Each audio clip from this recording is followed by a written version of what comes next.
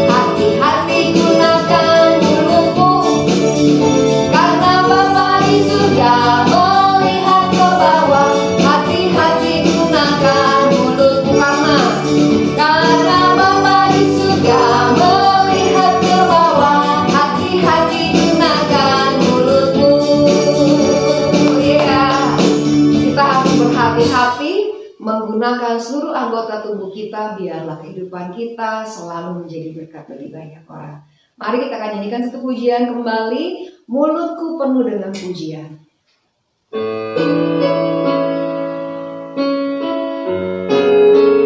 Biarlah setiap perkataan kita adalah perkataan yang selalu memuji Tuhan.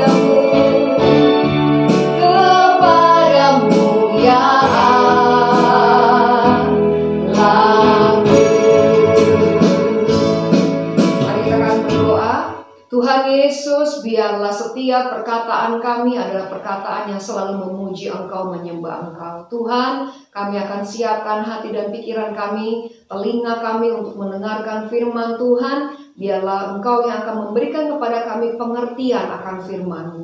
Kami akan sambut firman Tuhan dalam nama Tuhan Yesus Kristus. Amin. Mari Jisikri yang ada di rumah, silakan duduk, kita akan mendengarkan firman Tuhan.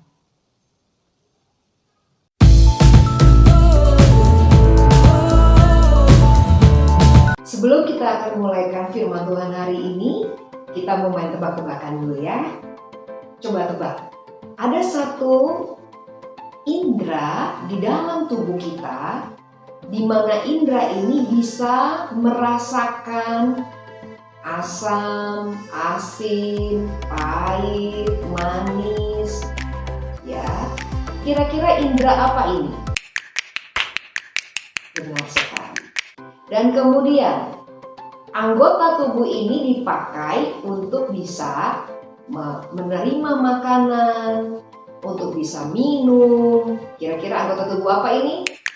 Betul sekali ya. Kak Esther mau memperlihatkan ini, yaitu mulut. Nah, tapi yang hari ini adalah mulut yang Kak Esther bawa adalah mulut yang besar. Kak Esther nggak mau punya mulut yang besar seperti itu, jadi jelek. Mulutnya besar, lidahnya besar, nggak mau ya. Nah, hari ini Kak Esther mau bercerita tentang Raja Sanherib. Raja Sanherib ini mempunyai mulut yang besar seperti ini. Apa sih maksudnya mulut yang besar? Maksudnya mulut yang besar adalah mulut yang dipergunakan, yang dipakai untuk hal yang tidak baik. Selalu keluar perkataan-perkataan yang tidak baik. Perkataan kotor, perkataan sia-sia, ya, perkataan yang kejam, yang sombong, ya, yang menghujat Tuhan, yang meremehkan Tuhan. Nah, itu tidak baik, ya. Raja Sanherib mempunyai perkataan-perkataan yang seperti itu, makanya mulutnya besar. Raja Sanherib ini adalah Raja Asyur. Memang negeri ini besar, kerajaan ini kaya. Itulah yang menyebabkan Raja Sanherib ini menjadi sombong, serakah, gitu ya. Dia kejam, ya. Nah, Raja Sanherib ini dia mau menguasai Yerusalem. Ya, Yerusalem waktu itu dipimpin oleh Raja Hizkia, Raja Yehuda. Nah, Raja Sanherib ini mengirimkan surat melalui juru minuman agung.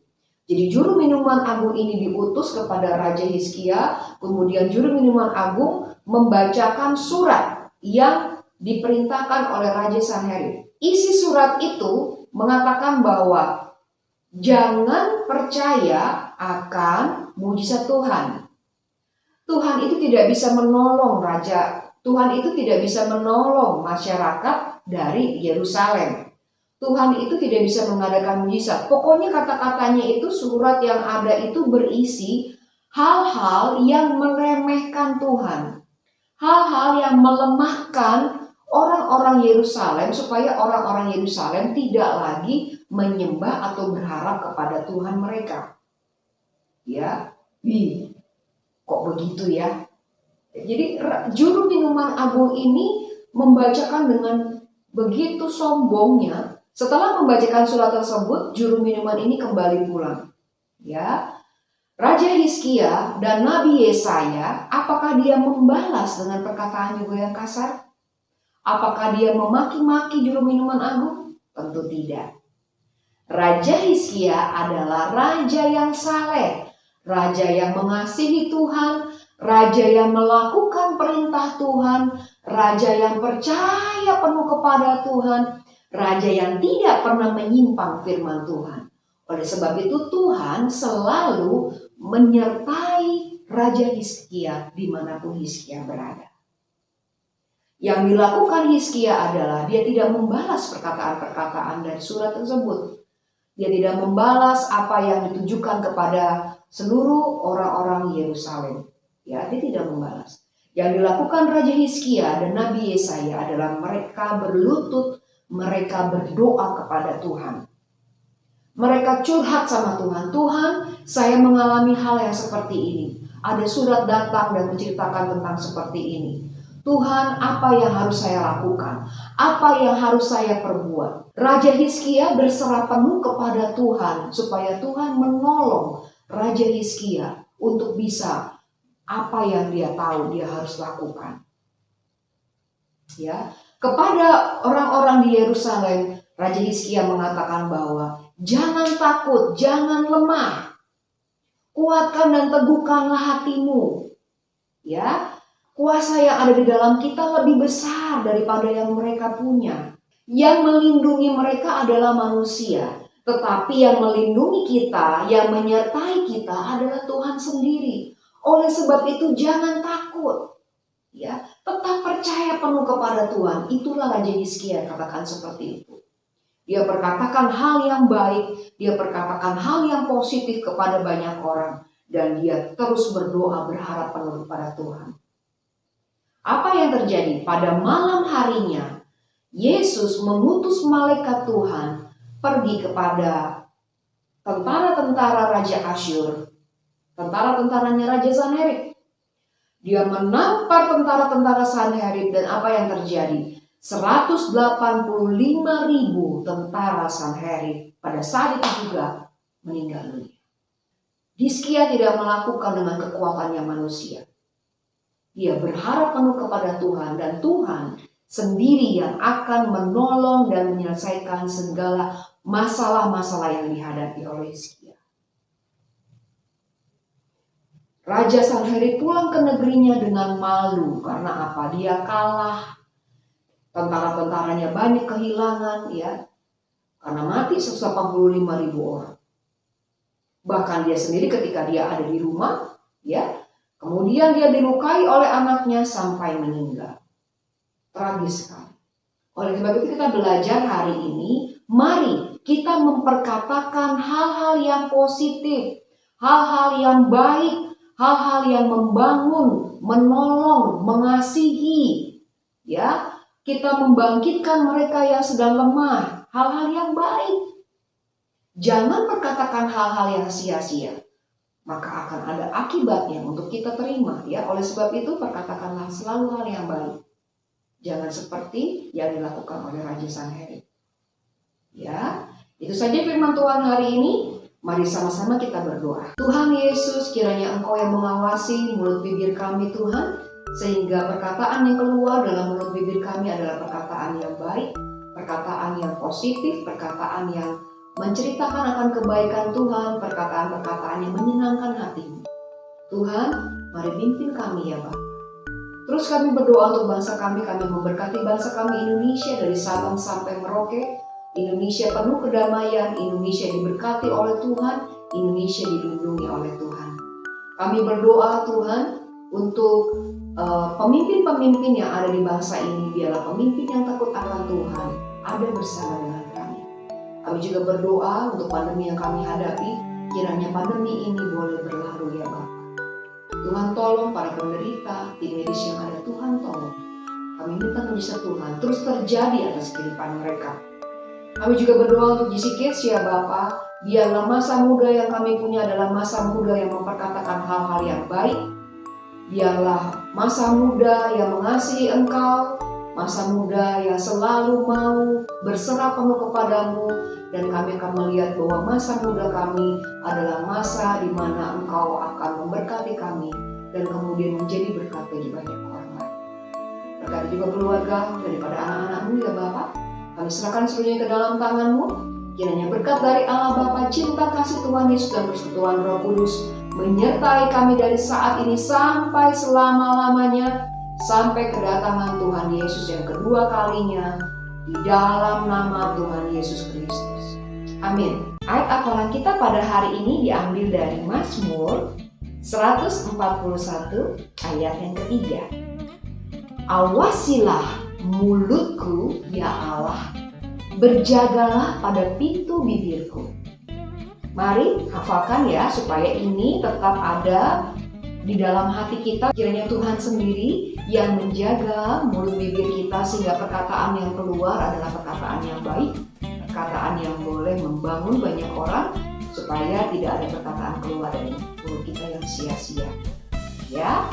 Kemudian ingat selalu untuk mendukung acara GC Kids Channel dengan klik like, klik subscribe, klik lonceng yang ada di bawah ini dan menulis komentar yang ada di bawah.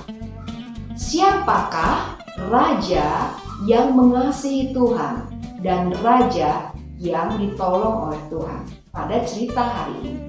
Silakan menulis pada komentar di bawah ini. Nanti Kak Esther lihat jawabannya ya. Kak Esther tunggu. Sampai di sini dulu GC Kids Channel pada hari ini. Sampai jumpa lagi minggu depan bersama dengan Kak Esther dan teman-teman yang lainnya. Tuhan Yesus memberkati GC Crew. Bye.